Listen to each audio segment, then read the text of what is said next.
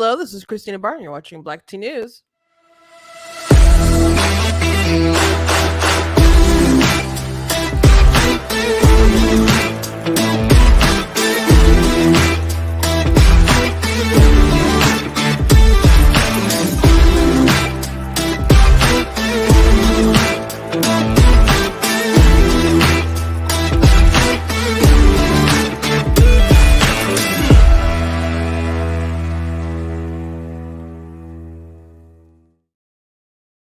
Hello, welcome to Black Tea News. I'm your host, Christina Barton. Today, we're going to be talking about a couple things. One, there's been a lot of drama with Rachel Zegler and the whole Disney Snow White for a lot of different things. But an interesting thing happened the other day, and Entertainment Tonight released like a mashup of videos that were old. Everything is old. She because of the writer strike, and well, in her specific case, the actor strike, she really can't say anything about it. So I don't know if they're just trying to trick everybody to make it seem like it was an apology, just remind everyone of her humanity and that she's young, etc. But I don't know. I don't think it's really a good thing. But people are piling on to her. But I think we need to keep some perspective and remember that a lot of this is probably Disney's fault. So I want to talk about that. Also, Ilhan Omar stuck up for a Republicans Christian liberties against a GOP person. So very interesting. Everybody, I guess, can be right at some point in their lives, and so people are given props and glad that she is stuck up for the case of religious liberty. Also, there's a lot of anger right now. This is kind of breaking news, but people are angry at Bradley Cooper, who's doing a movie and playing a Jewish man, and so people are very upset because he's wearing a prosthetic for the nose. So people are very outraged. So, and I have like a hilarious video to show you guys about the news doing a little, I guess, screw it with Biden, and it had me laugh for a while. If you've been following my social media this morning, then you probably have seen it, but it's worth checking out. But before we jump into everything, I want to encourage you guys to go to blacktnews.com, check out different content on the website, articles, videos, etc. If you like what I do here, please consider leaving a donation at blacktnews.com/donate, because it costs to stream, it costs to run my website. So if you can support in that kind of way, I very much do appreciate it. Also, check out different merchandise that we have available as well, like the I'm Not the Victim You're Looking For shirt. I have this I voted for Trump and all I got was $2 gas, no new wars, tax cuts, etc., blah blah blah, and this lousy t-shirt. So you get that, at least if you're still riding on the Trump train. We got the Be Better Not Bitter, we got black tea mugs and all kinds of different stuff. So please check out different merch at the website as well. And also check out different books that I have, like my book, of course, God is Blatantly Against Abortion. So something happened last night. It was pretty interesting. I was scrolling through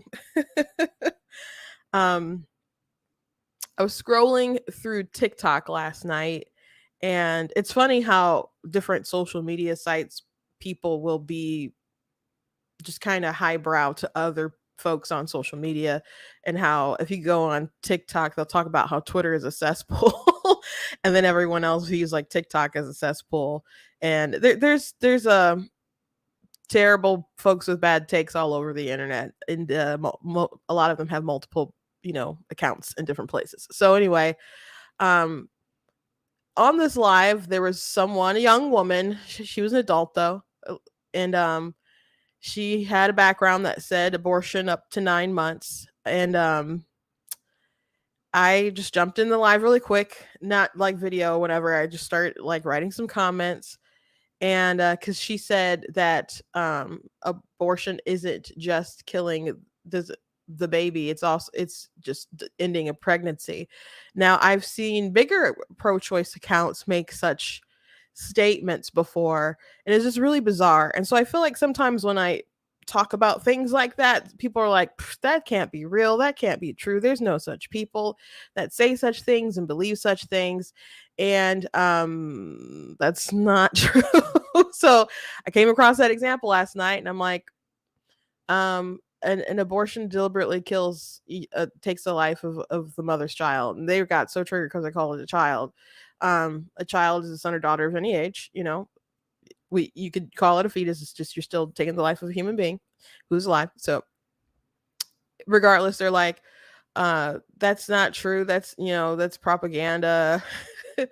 um, and I'm like, just look at them, like the medical definition of it. And they're like, oh, I can pull it out of definition. And I don't know where they're going, but I am aware that if you look up abortion, like on, like, since I've mentioned a few times, maybe eventually there will be a warning at the bottom of this video. If not this one, there's at least other videos where it'll be at the bottom. It'll take you to NIH. Is it NIH? National something something. And go find an abortion video on, you know, online on YouTube or even TikTok. There's a link that'll take you to a website, and it'll explain what it is, and it'll explain it as just ending a pregnancy or terminating a pregnancy. Like they won't say that resulting in the ending of a life. And so if you pick up a medical dictionary or something, they'll explain what it is. And it's a procedure, like it is the ending of a pregnancy, but it's resulting followed up by the death of the embryo or fetus. So she apparently didn't know that. And I said, do you think a C-section is an abortion? And she said, I know it is. I know it is. And you're crazy. And she's just, you know, like, you don't know anything. I know it. I'm just like,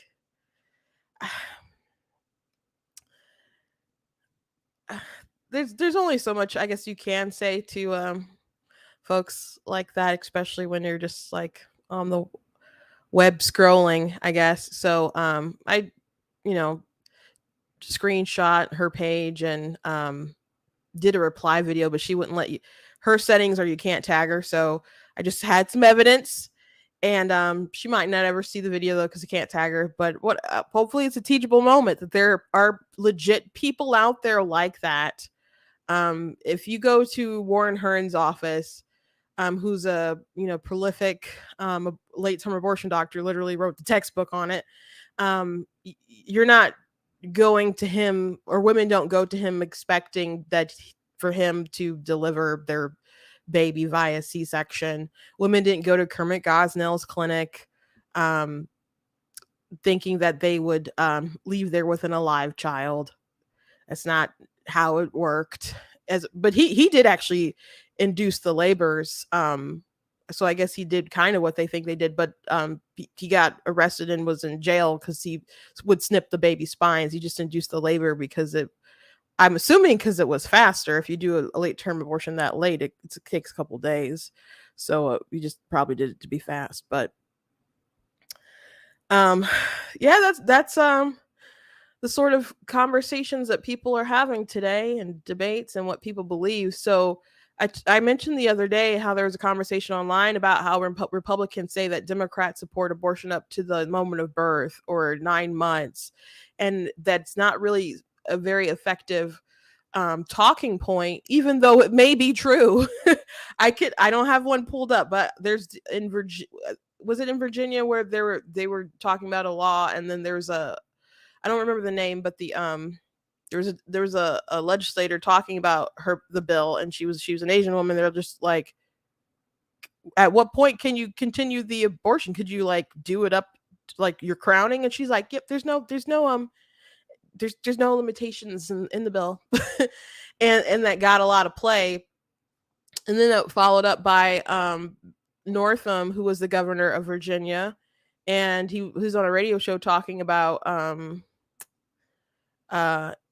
if the baby survives an abortion, like you'll make a decision with the parents, or the parents will make a decision or have a conversation. It's like, you won't just save the kid if they survived. I feel like if a kid survives that, you need to give them, like, I don't know, all the health care and free college. the trip to Disney World if I was still into Disney or still supported them. Maybe Cedar Point lifetime passes instead. And you can't even, like, I don't know, just give him some basic medical care. So there's, evidence out there of people supporting it up to the time of birth. Hillary Clinton, for example, Fetterman was point blank asked that, and he's like, "That's between a woman and her doctor." So there's a lot of people who obviously support no limitations. I had a conversation with my congresswoman. She tried to change the subject, but she would not list any kind of limitations that she was comfortable with. Period. So yes, it is true that that is a Democrat belief and policy right now up into the time of birth. But it's so terrible that people don't want to believe that, or even if it's technically true, they'll go the route of, well, no one does that. And I'm not aware of any. Maybe someone can correct me if I'm wrong in the comments if they're aware, or dropping me an email or tweet at me or something. I'm not aware of any examples of someone doing it in the 9th month. I'm aware of women doing it in 7th month or the 8th month, and the baby, you reach viability like in the 5th month. So you're still, ending the life of viable, though I don't. It's not a really meaningful distinction, at least to me, but I know it is to a lot of people. A viable baby, and people do abort babies that can feel pain and have a form of consciousness as well. We don't like to think that happens. So it's a very difficult talking point. So I think the approach for the pro-life movement is going to maybe need to abandon the 9-month thing. I mean, we can do mashups of Democrats saying that or whatever, but to wrap the voters' minds around that, they're just gonna be like, well, women wouldn't do that. And and then they revert to, even if you show them evidence of, well, it happening, like you can just look at the numbers or whatever, they'll say, well, women would only do that for medical reasons. And that's not true either. So you can break down those numbers further. I mean, and then we're talking about conversations that start getting pretty lengthy, right? But they need to be had. It's a lot of unwinding of propaganda, sure, but there's things that people convince themselves because they can't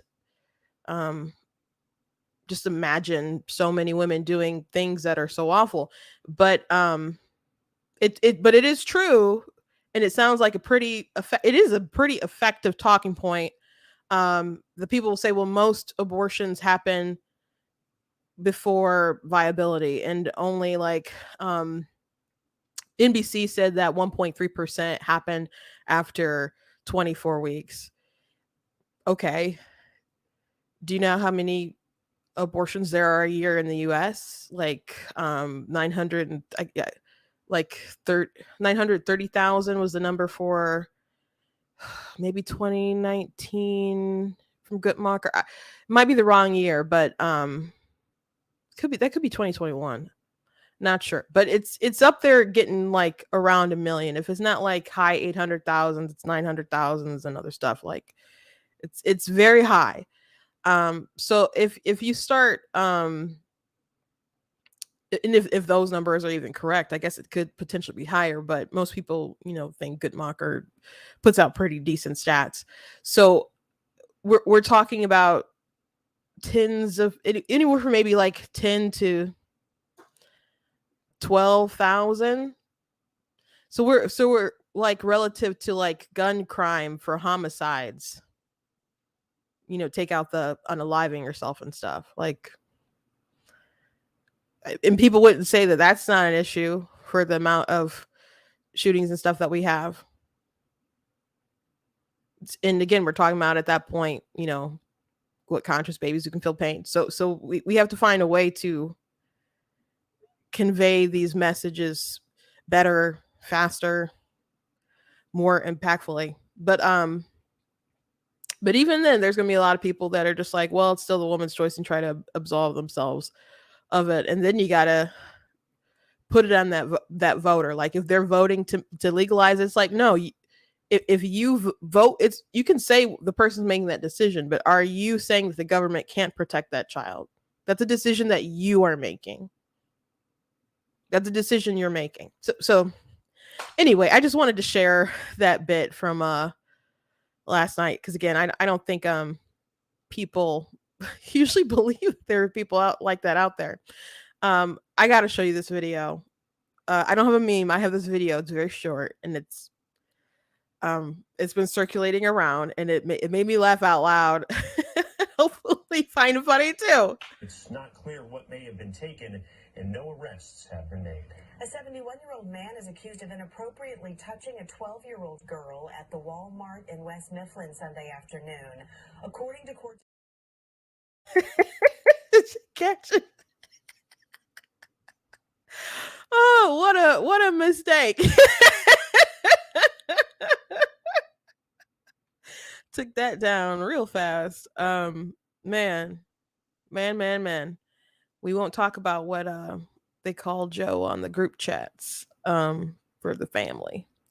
So anyway, I want to talk about this situation with Ilhan Omar, who did a good thing. And so there's a lot of people, you know, that meme is like the person you don't like does something good, and it's like a guy like staring intensely. So that's what's been going on. So there's a woman named Lizzie Marbach. She's a Republican woman, a MAGA person, and she had tweeted, "There's no hope for any of us outside of having faith in Jesus Christ alone." And that is just so Christianity to a T. That Jesus is the way.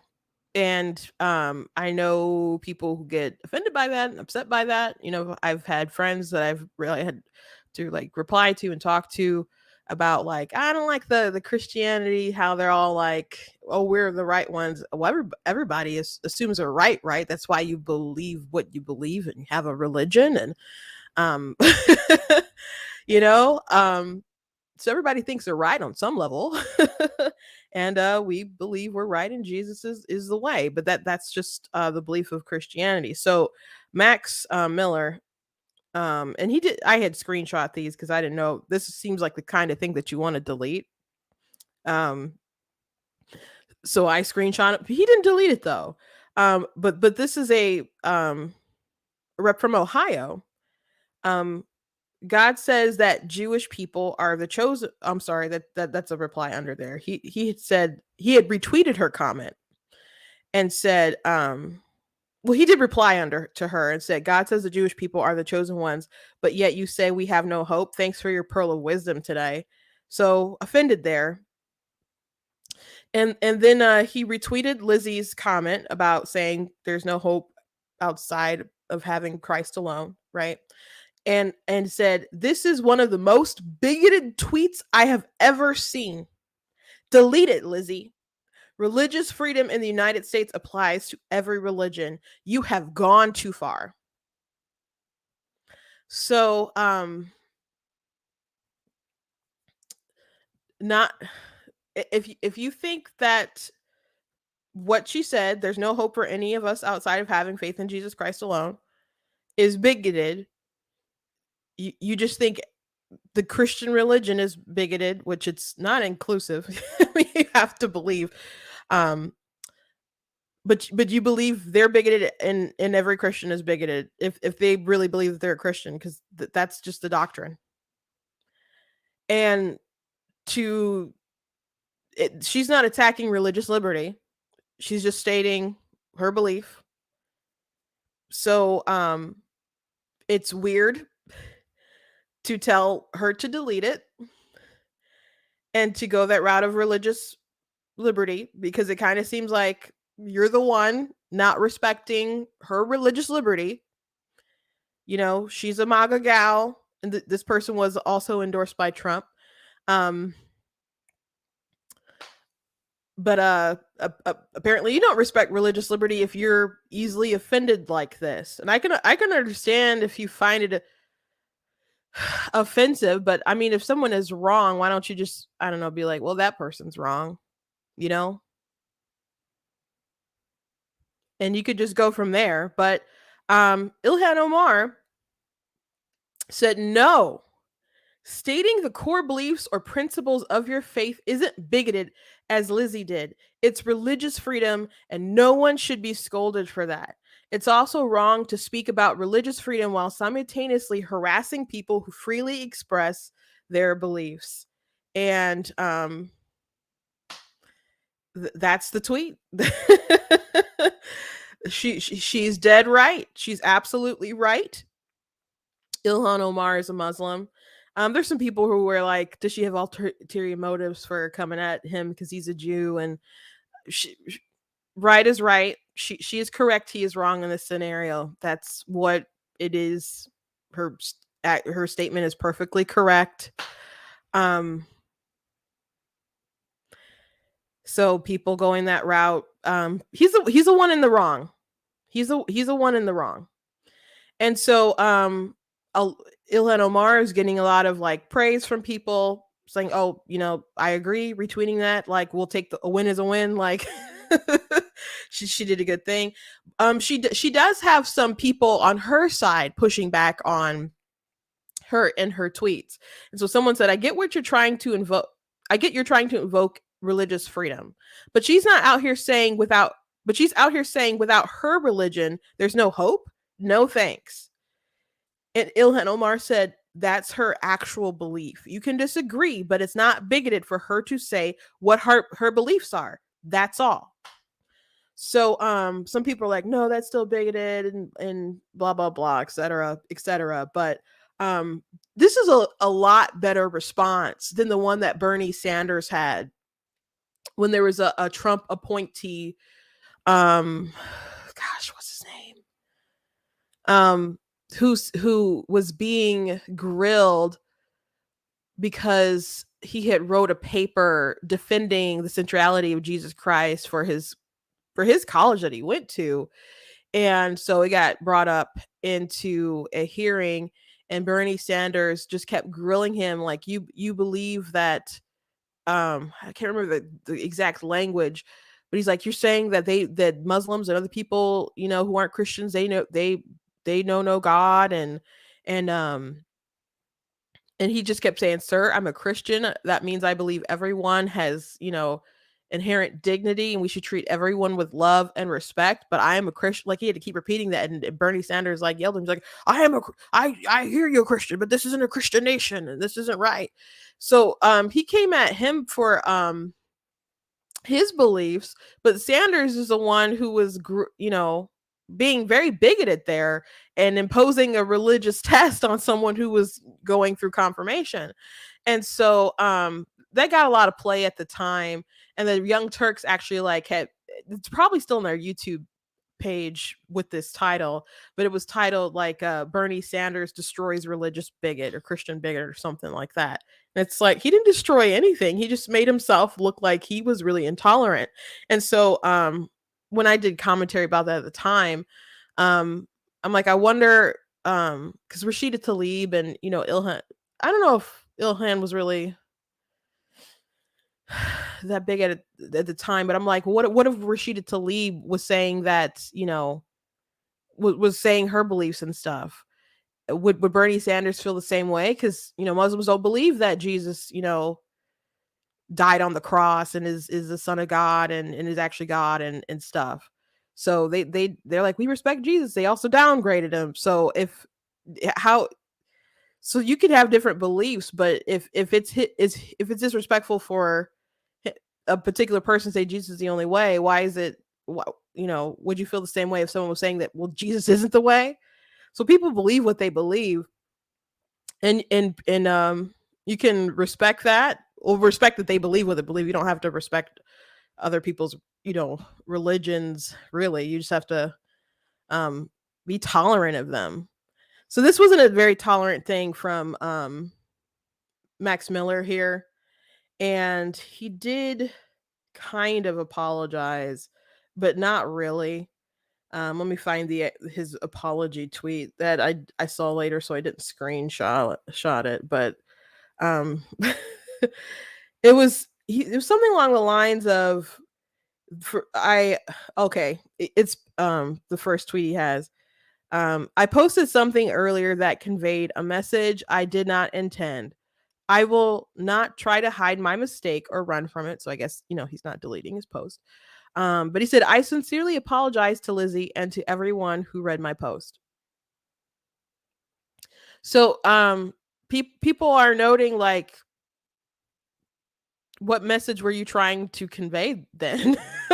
That's why I don't think it's a very good apology. Like, I appreciate, like, him, apologizing to the woman. I mean, that's something, but the the message conveyed, it wasn't what he intended. It seemed pretty clear. Um so what was, you could just say, I was wrong, and I have the wrong perspective on this, and I sincerely apologize, and I'm going to do better, and especially for the people I represent, of all faiths, or something along those lines. But um he said, this is one of the most bigoted tweets I have ever seen. Delete it. So Matt Walsh said, do your constituents know that you consider basic Christian teaching to be bigoted? They do now, I guess. Good luck in the next election. Allie Stuckley had said, what a weird, disturbing thing you tweeted. This is basic Christianity, John 14:6. Anyone who's actually Christian believes this. Lizzie said nothing but forcing people to believe as she believes. And Jack Posobiec had tweeted out, that the Asian guy pointing to, like, a sign that says the best time to delete this tweet was immediately after sending it. The second best time is now. And um Molly Hemingway said religious freedom for everyone except for Christians. So he got ratioed for sure. But he's a congressman from Ohio's 7th district. So I have to look up how much he won by. Um I mean, you should for forgiveness, is a virtue and everything.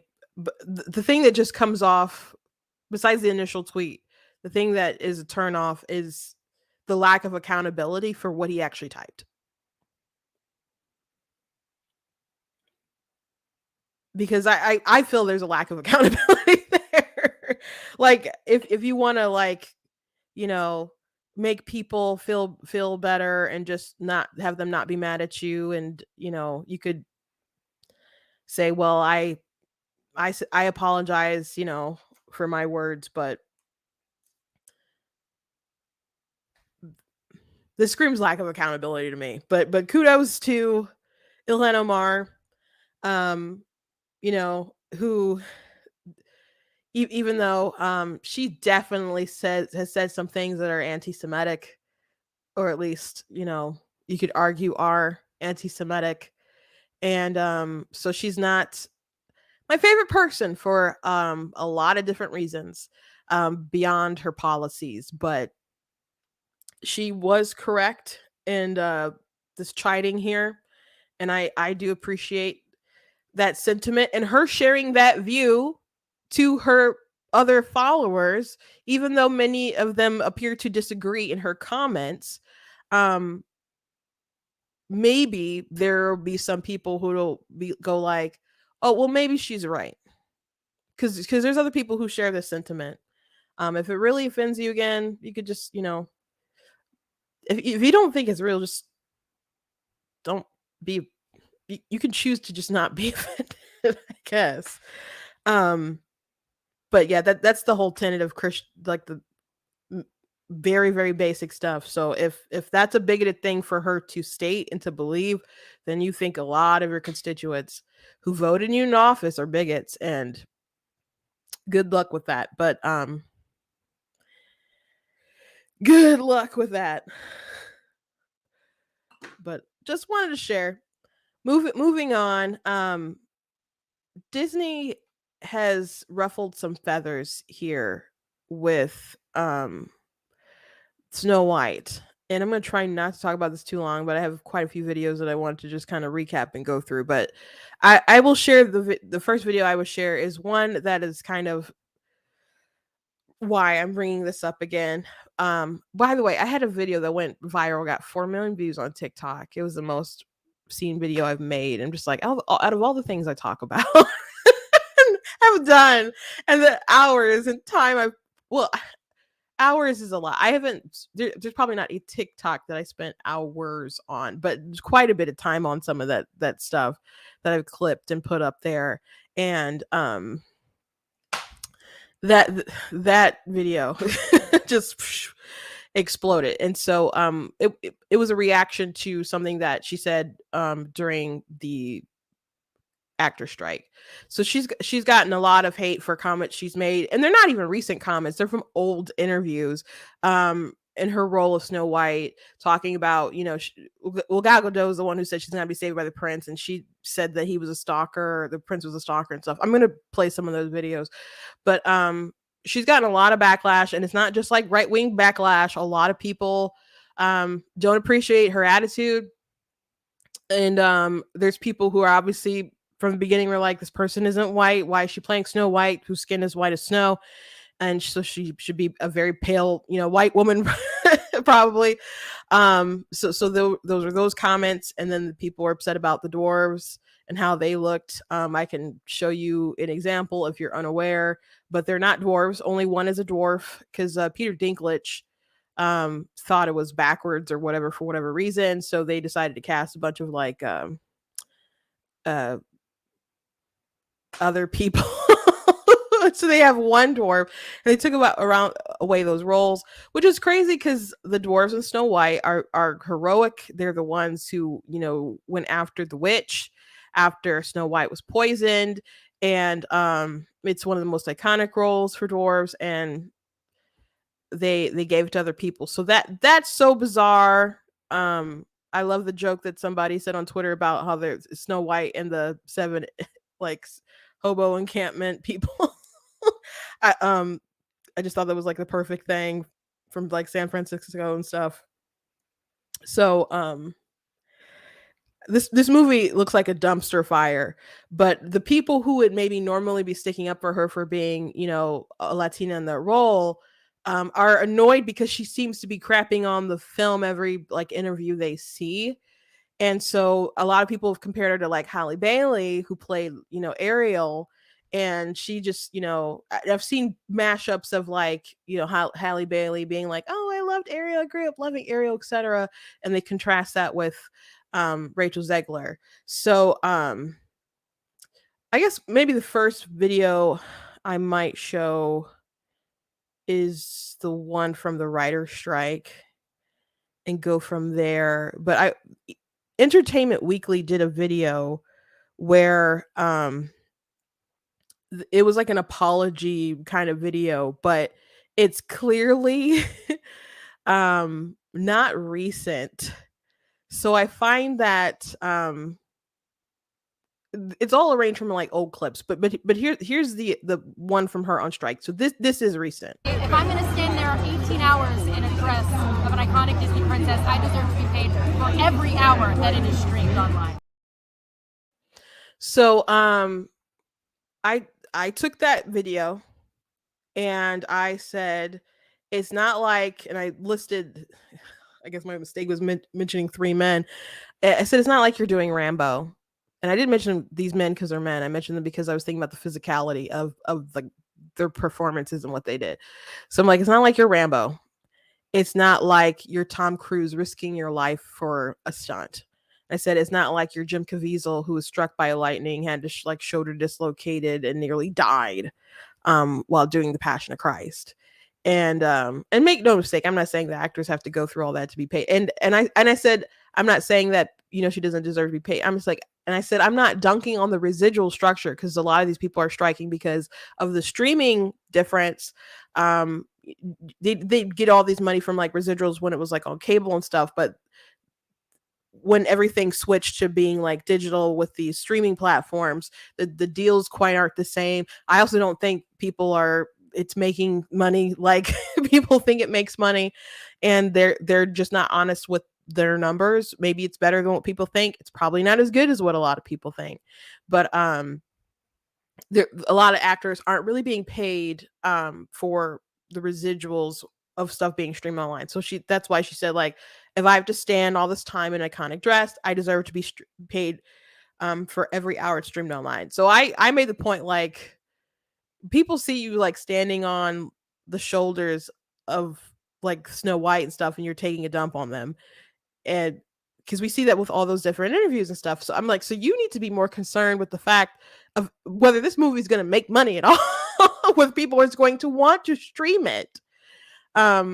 Because Disney Plus is already, well, Disney has lost money from continuous failures, and they keep losing money from Disney Plus. It's not profitable.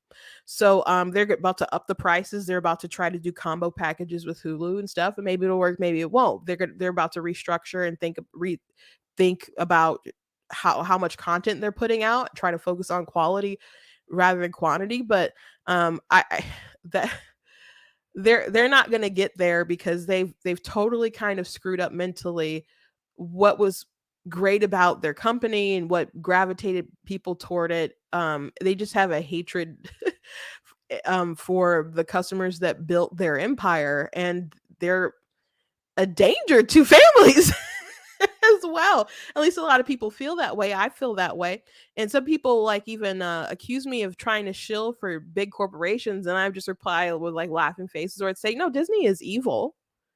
And I said, they're like, oh, with all these CEOs getting paid all this money, I'm like, I don't think these Disney CEOs should be paid all this money while they keep churning out crap. Like, I'm not on their side.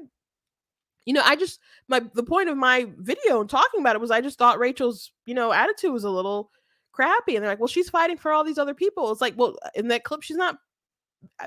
Granted, it's just that little clip that's circulating around. They got, that at least went super viral on my page, and it's gone very viral on TikTok and Twitter and other places. But she's talking about wearing a dress. That's how she's described the role. And people are like, you wouldn't say that about men. I'm like, no, I'd have a lot to say about men in dresses. I have a lot to say about that. And someone had said, would you say that about I can't remember which actress they said, but they said Margot Robbie from Birds of Prey. And I'm like, I don't think that Margot Robbie would describe that film as wearing a dress. Like, she would reduce it down to that. And I'm not saying that there's not other things going on, but the way that she presented that film and why she needs to be paid is because she's wearing an iconic dress for hours, which is something that people like literally do at Disney parks or Comic-Cons and other places. So people are like, well, it's still not a luxury thing. It's difficult to wear that stuff all day.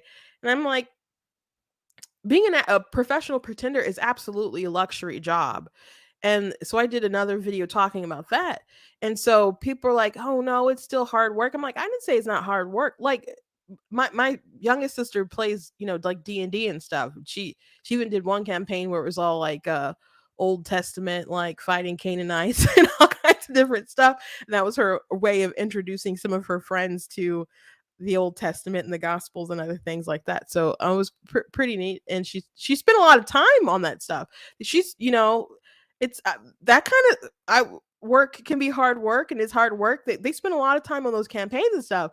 But there's people who make D&D like games and get paid to be dungeon masters and stuff. So that's a job. That's people getting paid. And something that people put a lot of work into and time into, for sure. That doesn't mean that it's not a luxury. So someone having to be a coal miner or something, I wouldn't really consider that much of a luxury job. So I guess that's what I mean. But if you're very, I know there's actors who don't get paid a lot. I know that it's a hard grind for a lot of people, but to say I want to be a professional pretender and to go out there and pursue your dream. Everyone has the right to pursue their dream. It's not going to work out for everybody. It's not going to be profitable for everybody, but you have the right to pursue that dream. Doesn't mean that it's not a luxury dream. Doesn't mean it's not a luxury career. Sorry. You can disagree with me. But anyway, as I said, my video got 4 million views, and there's a lot of people who've been replying, like stitching the video and saying similar things. Some people rebutted, but a lot of people just feel like she's a brat. So, Entertainment Tonight released this. I believe it was last night, or at least that's when it came up in my feed, and I saw people started to reply to it. So, this is totally damage control on their part. And again, they have a strike, so she can't really come out and defend herself and be like, "No, I've loved this movie the whole time." She can't really do that. She's muzzled, she's silenced. So they have clipped together. And at first it sounds like this is an apology for something recent, like this particular thing going on right now, but all this is old. So I thought it was very interesting that they did this. Me being ungrateful for the opportunities I have. When I tell you that it's hard, I just mean to be inside my brain. And I'm there 24/7. I can't get out of it. As a huge Disney fan like all of you, this is the biggest dream come true I could possibly imagine for myself. Thank you all for making it possible and being excited. Rachel, this is your second film. I know. How do you describe that experience? Oh, it's so weird and like not okay. No pun intended, lightning struck twice for me. I feel like the luckiest girl in the world. It is just ridiculous. I can't believe this is my life. I can every day. 17 years old, a junior in high school. You send in this casting tape, and then you're cast as And then Maria. I got it. I'm like looking around and there's this huge poster of my face and I'm like, who is that? I still can't process any of it. I am the most grateful person alive, but I'm also keeping it real. Yeah, so damage control for sure with her. Now, she has some videos that make her not look great. So again, this isn't like toxic fanboys like coming down on her. It's not like people on the right mad about the dwarves that are just crapping on everything related to the movie. It's pretty much across the board. There are people who are like, stop, like, gang piling on her and stuff. And someone said that to me. I was like, my video went viral. I didn't like, I'm like, I didn't just jump on a train because everyone else jumped on a train. I had something to say, so I said however I felt, and then a lot of people added to it. So I feel like I'm, an original instigator here, I guess. She is young and she needs some PR training, but I think a lot of it is probably also not her fault. I think some of it is probably not her fault, and it's Disney's fault for a lot of stuff. I was having a conversation with my sister, and she's like, they keep repeating some of these same lines. So she probably is being coached into what she's saying. And that makes sense because at the end of the day, she's not the one who's making these changes and writing these changes for Snow White. That's something that the writers and producers and folks had to sign off onto for the film, and we don't know what it's like, what it will be like. We know they're not doing a very good job making it appealing and selling it to us, and it sounds like they don't even understand the original story and the character and the characters within it. So even people who were excited for it are very concerned for the film. I think it's probably not going to do well. It's probably going to be another bomb for Disney. I don't know what they're going to do to salvage this film at all. But Disney is the one who did cast her in the first place, and you would expect there to be some initial backlash because she's not the perception of how Snow White should be. But that's the least of this film's troubles. I think so. Anyway, I want to go back in time a little bit and show this interview that she had with Andrew Garfield when they were talking about this, and they were talking about particularly this issue, this topic of her being cast as a Latino descent woman. And that's something that she acknowledges is not something that's generally, well, she understands from the interview itself that that's an unusual thing. She's grateful for sure, but it's unusual for obvious reasons. That is Yeah, so exciting. What it's what so an exciting. amazing thing. And perfect casting. They say directing is like 80% casting. Mark is a great director in that regard, you know, because like you are Snow White. You are canon Snow White at this point in my imagination. But also, yeah, how are you feeling about it? How are you feeling about the role and about the experience? Oh my gosh. I mean, I never in a million years imagined that would be a possibility for me, particularly Snow White. In general, you don't normally see Snow Whites that are of Latin descent. Yeah. You know, even though Snow White is really a big deal in like Spanish-speaking countries, Blancanieves is like a huge icon. Whether you're talking about the Disney cartoon or just different iterations in the Grimm fairy tale and all the stories that come with it. So she is really big in the Spanish language, but you don't particularly see people who, you know, look like me or are me playing roles like that. So it was definitely, when it got announced, it was a huge thing that was like trending on Twitter for days because all of the people were angry. And so it was like those people. Very much this, yes. It was this people that we awakening need to educate, the people that we need to love into awareness. Love them in the right direction, exactly.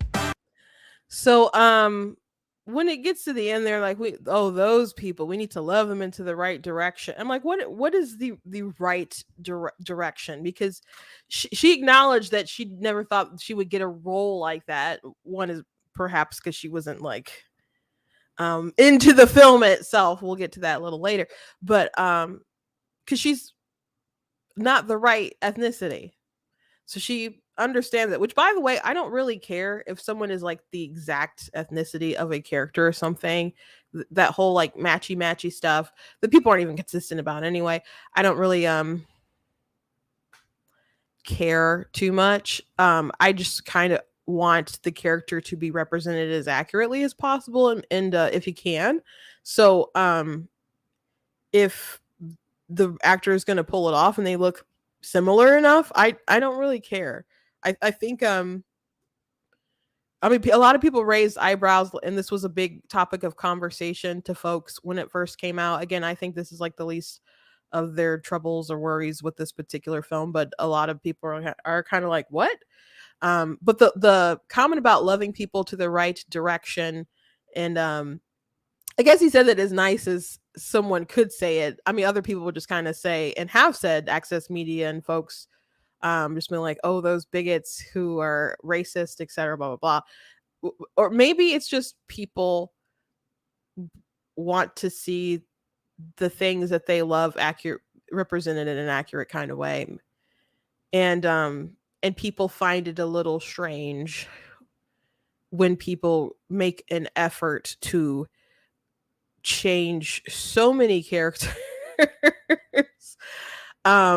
and they think that's somehow like a moral decision to have less white people. I think that's weird because that's what it's like to me. It's not so much that they think it's good that there's more people of color included. They think it's like an added bonus that there's just less white people.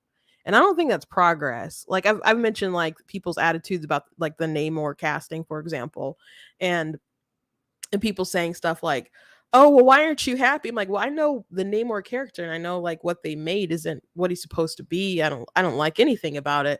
And but they're like, but you're black. I'm like, what does that got to do anything? He's not black. Even if he was black, what would that have to do anything? But particularly like because I'm a brown person, I'm supposed to just be happy that another brown person was cast. So people talk about POC like unity and stuff, but it always just kind of seems like the collective of the POCs is just supposed to be gang up on the white folks or be anti-white or whatever. And I like it's not the same thing. Like my experience or whatever as a people can share different experiences beyond like borders and cultures and ethnicities and etc. But like me being a black American of like African descent's not the same thing as being, you know, Mayan or whatever he was supposed to be in the film. It's not the same. It's just not the same.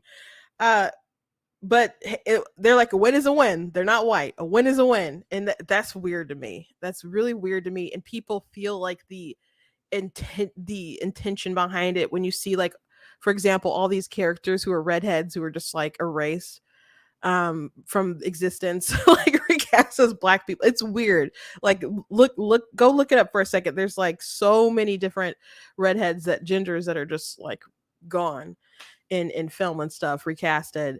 And people think it's a conspiracy and is it always called like an anagram when the letters are like switched around? I'll let you like figure that out.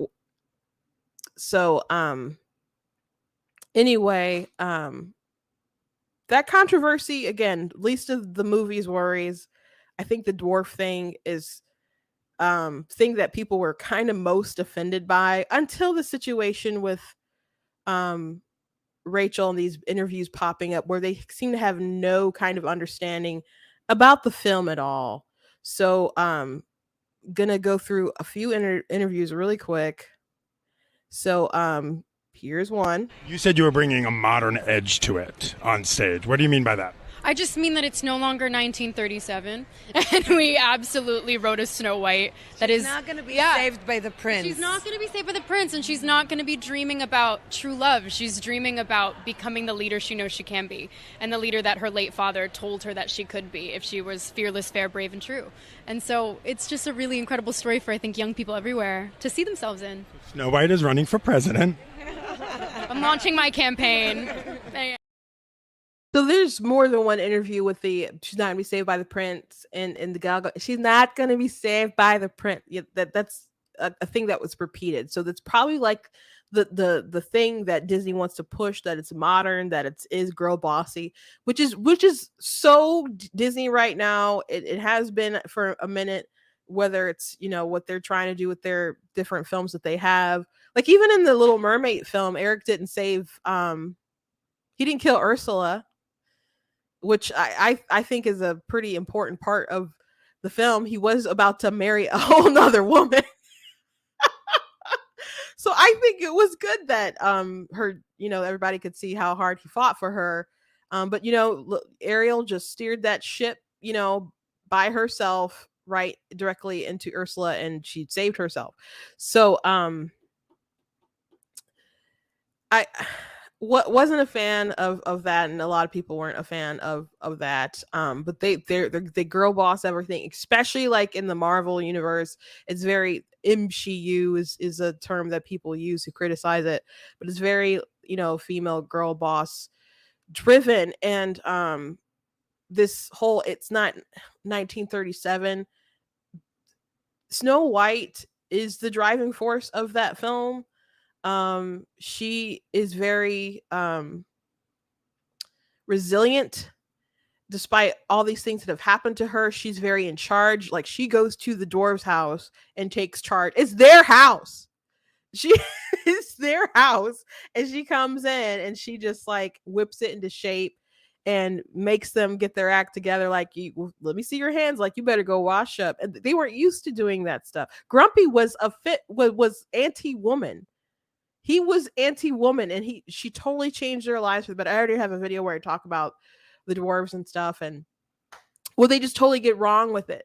So it seems like they really don't understand this character. They're downplaying true love and the importance of love, and or even like her love was beyond just representing her finding a particular man to be with. But when she was singing like, someday my prince will come, someday, when spring is here, etc.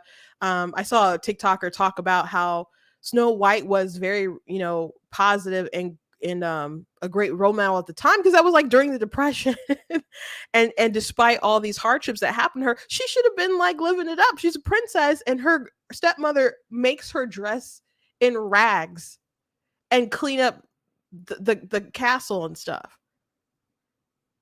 So she's living as if she's destitute when she shouldn't be.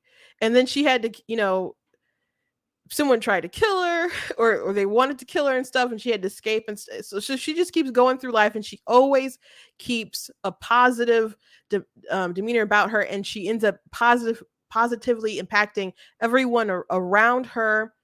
And yeah, she did get the kiss at the end. And to me, that's kind of more like the universe's reward for, you know, just being such a good person. But she was optimistic and wanted, you know, a family, a happy life and stuff, something that she's obviously denied. And men want that too. And the prince wanted that, and he searched for her, he found her. The kiss thing was very short as well, but anyway, let's watch this other interview clip as well. I mean, you know, the original cartoon came out in 1937, and very evidently so. There is a big focus on her love story with a guy who literally stalks her. Yeah. Weird. Super weird. So we didn't do that this time. So no prince, or a different kind of prince? We have a different approach to what I'm sure a lot of people will assume is a love story, just because like we cast a guy in the movie, right. Andrew Burnap, great dude. Yep. It's one of those things that I think everyone's going to have their assumptions about what it's actually going to be, but it's really not about the love story at all, which is really, really wonderful. And whether or not she finds love along the way is anybody's guess until 2024. All of Andrew's scenes could get cut. Who knows? It's Hollywood, baby. Weird. The prince is not even in the movie, barely in the movie at all. It's like two scenes, and they just have to keep diminishing him. I mean, we don't know what it'll all be, but a story, a representation of Snow White that did a good job with her being a strong leader, warrior, kind of. I don't even want to really use the word girl boss, because I don't feel like girl boss seems like it's something kind of forced constructed, and I think they did this character very well throughout the series. There were some boring parts with her, but overall very good job. Once Upon a Time, because they did not ever diminish the love story between her and Prince Charming. They added a lot of interesting elements to it, a lot more than actually in the Disney film, and not just because it's a TV show versus a animated movie. They just really, really dove into it, and it was such a strong central part to the show. So it's not like Disney can't understand how to balance as well. But there's other Snow Whites. I didn't see Mirror Mirror. A lot of people really like Mirror Mirror. That they said that was pretty,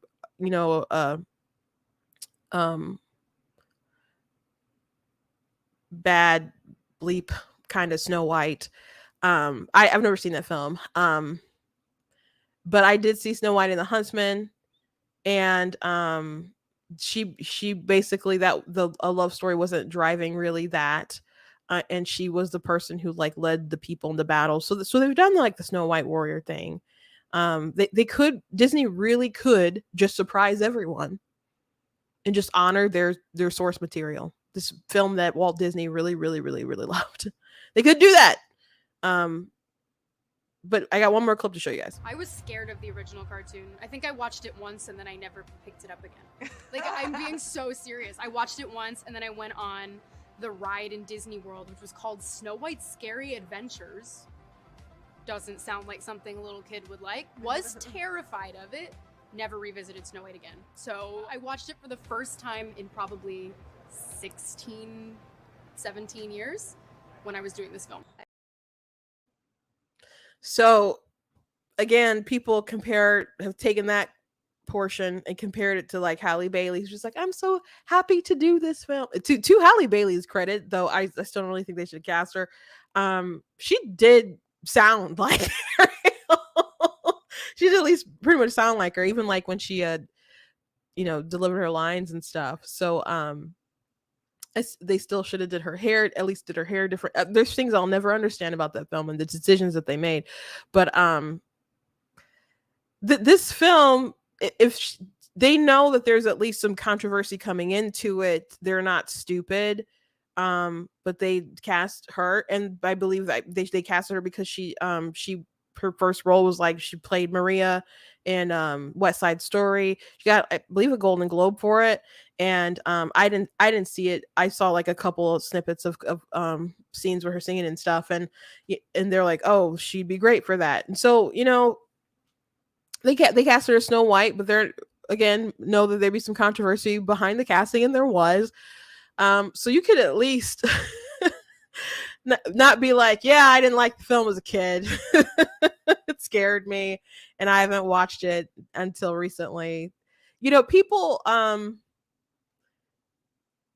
this isn't new kind of dunking on folks, because there's, when people ask like actors and stuff, have they read the book, have they looked at the source material and stuff, people always appreciate it when they have looked at stuff a little bit. Now, if something's like a big series and they don't want to read like the entire like Game of Thrones series or something, Song of Fire and Ice, like that's understandable. But there's some people who like, people appreciated Henry Cavill so much with like The Witcher because he was a real fan, and there are people who thought he didn't look enough like Geralt to be the Witcher and stuff.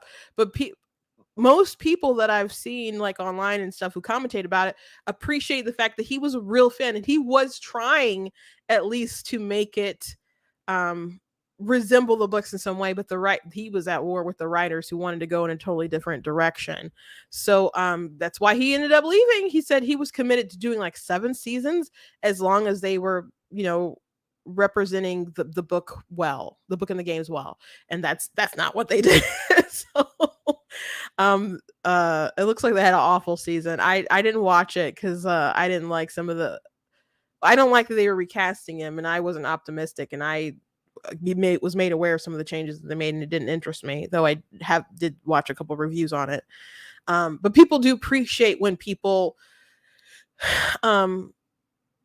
understand the material, like the material, have done some research and stuff. So if you go back to the standing in a dress for 18 hours, well, maybe like beyond that, it should have been like actually diving in and understanding a bit more about this particular character, so it doesn't sound like you're just bashing them every time you say it's not 1937. Like, that was such a terrible time. It was a terrible time. But like the humans and morals and all the things that they made are just like totally like, oh, just awful. Those people in the 1930s, didn't know what they were doing. So she's gotten some heat for sure, but again, she's probably coached to say particular things. She didn't write the script, she didn't cast herself. So issues that people have that are really focusing in on her, she's made dumb comments, you can say whatever. She needs more PR training, but unfortunately it's probably the PR team that's probably steered her wrong. And the real enemy here is Disney, and how they don't respect the things that made them great. They don't have a love for families. I see people like trying to defend Rachel, and like, I can't believe all these Disney adults are coming at this poor 22-year-old. And Disney thrives off of like Disney adults right now, because they're not a kid. I don't think they're a very kid-friendly brand. Like, people have to like, in the past, you would just kind of trust that your kid could sit down in front of a Disney movie and, the morals, the values and things in it would probably be okay. Now it's like, I better see what, Focus on the Family has to say about this before or whatever. Or there's some people who just have tuned out or unsubscribe from Disney Plus or won't take their kids to the theme parks because this is a company that literally has come against families. Like things like the Parental Rights and Education Bill, and even before they came down against the Parental Rights and Education Bill and said that they would fund things to try to get it repealed, they still said, well, we want to make change, but we want to do it, we're going to do it like incrementally within our like material, whatever. And they didn't quite say it like that, but that was the gist of it. So they're saying like, well, we don't have to like go picket or go join the picket line and be like, oh, Republicans suck or whatever. They could just make content to make people change their minds about cultural issues. So does that make you feel comfortable that they don't like your morals and your values and they want to warp your kids into a different direction? That's why Chris Evans, he was mad about people's reaction to Lightyear, and he's like, I can't wait till these people die off like dinosaurs. So these adults that you don't think should have an opinion on what comes out in Disney, they're the ones who buy the tickets for the kids to go to the movies and have to be dragged along there to watch it with them. So I when I talk about this stuff, it's not because I'm pro big corporations. I think Disney sucks. I do. And it's sad because I didn't always dislike their stuff, especially like the comic stuff. We used to go Thursday night, opening night to this stuff. Family, we call different church members like, hey, you coming tonight? Actually, this isn't probably good, but our church like profile picture like on Facebook was us at the movies. And then when we did change it, like we should probably change it when we did. But that's something we do, and it's I don't even watch any of that stuff anymore. So it's sad the things that I grew up in and I loved, I don't feel like I could really pass off and really share with when I have kids and stuff, but hopefully Disney gets it together. But the way that they keep having these interviews about Snow White, and obviously it kind of sounds like the direction they're going in, not only do they not understand the original source material, they despise it as well. So not a fan. Last thing I just want to mention before I go, and this is like kind of breaking news drama on the internet, on Twitter, so I'm sure it's going to make it to TikTok and other places. People are very upset about Bradley Cooper because I guess he's also producing this film as well. So, but it's going to be on Netflix, and he's playing Leonard Bernstein. I'm not going to play the trailer, but he's wearing a prosthetic nose, and he doesn't look like really like him, but at first from a different angle, like I'll show you the different angle that I saw, that I was like, why they? And then I saw like a trailer. I'm like, it looks too pointy. I was like, I don't think it's a good job. Like, why would they do it so pointy? And then I saw that particular photo that I showed you guys. I was like, oh, I I guess that kind of nails it a bit, because if you watch the trailer, it doesn't always look as pointy as it does in this particular photo. So people are sharing like this around, and looking, I'm just like, okay, well why is the nose so pointy? But in the other photo, I'm like, oh, I guess that does kind of make him look like him. But people are saying it's stereotypical of and racist is what they're saying. So looks like a decent trailer for the film. Looks like it could be Oscar bait. But folks are mad, and like I think Jew hate and other stuff was trending, and people are really uptight about those kinds of things when you start putting on prosthetics on people and stuff, especially if you're of a different race. One time I had a fan fiction back in the day, and it was an Inuyasha one. If you're familiar with that, it's about a half demon, and I had a reincarnation of Inuyasha, and he was half black and half Japanese. And so I wrote in the story when she kind of noticed that he was, because he wasn't like he was a bit brown, but he wasn't that dark or anything. And so he mentioned like my mom was black, and so she noticed that his nose was a little wider, and so someone got so angry. They're like, this is so offensive. And I'm like, I am black. Like our noses are wider. And we went back and forth a bit, but they just like would not accept that it was acceptable for me to mention that. So I don't think he's a dead ringer, but the trailer looks pretty good. I'm not gonna play it because I don't want to get dinged by the copyright. Might already get dinged for playing that variety clip that was like over a minute and 30 seconds long. So you guys can check it out. But that's the drama. Maybe we'll mention it tomorrow as we see how it continues to cause controversy. But it looks like an interesting trailer. But he's definitely being ripped right now for the decision. And it doesn't in some pieces of the trailer though, I had to question him like, is he wearing the prosthetic the whole entire time?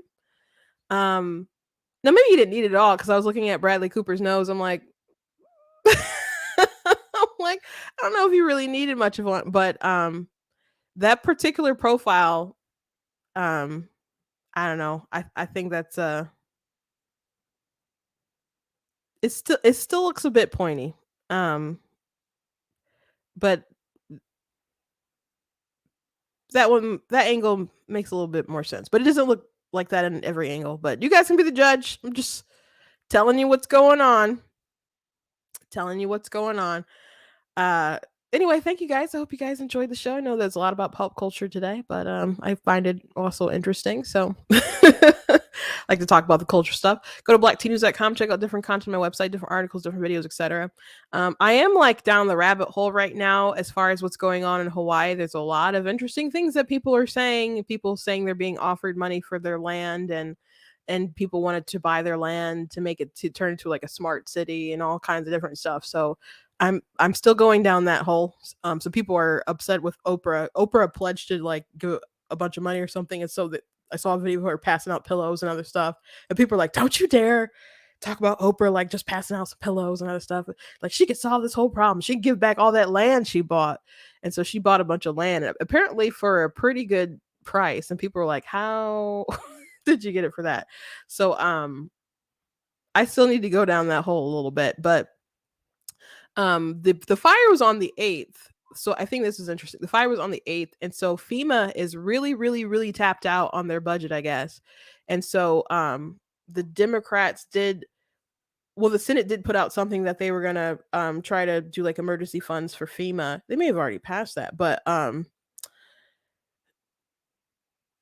what was interesting is that it wasn't just a FEMA request. It was uh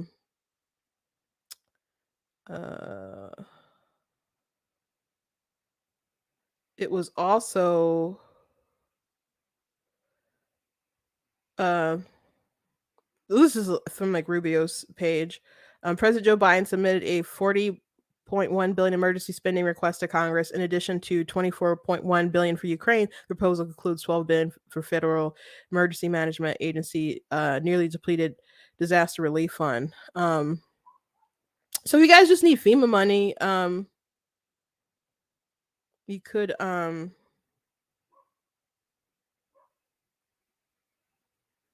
just release the FEMA money and not have it tied to other stuff. But that's how politics work, guys. Unfortunately, they don't like single kind of issue bills because they want people to not have an option to say no. So, with COVID relief, CARES Act, all that stuff, it's tied into a bunch of other things. Like people talk about like the ballot harvesting stuff. That was like funded in the CARES Act. There's DEI stuff, diversity, equity, inclusion stuff for schools that were included in the like packages for COVID, where you thought like schools were buying like masks and I don't know, Clorox and other glass templates or whatever to put between different desks to get them ready. Some of them were spending on like critical race theory kind of stuff. So unfortunately that's just kind of how our system works and it kind of sucks. So anyway, I'll continue down that rabbit hole. Check out other different content on my website, different merch that we have. If you like what I do here, please consider leaving a donation to the website, cost of stream, on my website, and etc. So if you can support, please support in that way. And God bless you if you can. Thank you guys for commenting. A lot of comments today on the particular topic. So thank you. I'm glad that you guys found that video so funny, because I did seriously laugh out loud. Oh, that little slip there. So I'm glad you guys were entertained. God bless you guys, and I'll see you guys tomorrow.